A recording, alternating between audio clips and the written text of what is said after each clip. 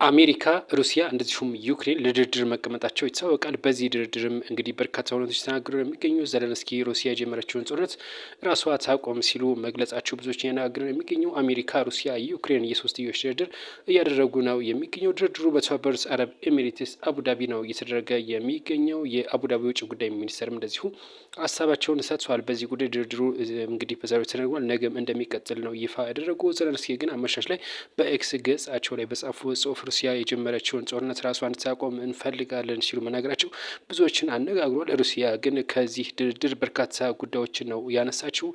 ከዩክሬን ላይ ወደ 25 በመቶ የሚሆነውን የዶኔትስክ ግዛት ትፈልጋለች። እንደዚሁም ደግሞ የአውሮፓ አባል ወይም ደግሞ የኔቶ አባል እንዳትሆን እንግዲህ ትፈልጋለች ሩሲያ ማለት ነው። በርካታ የዩክሬን እንግዲህ ግዛቶችንም ወደ ራሷ ለመጠቅለል በዚህ ድርድር ላይ ተቀምጣለች ነው የተባለው። እንግዲህ እንደሚታወቀው ድርድሩ ነገም እንደሚቀጥል ነው እንግዲህ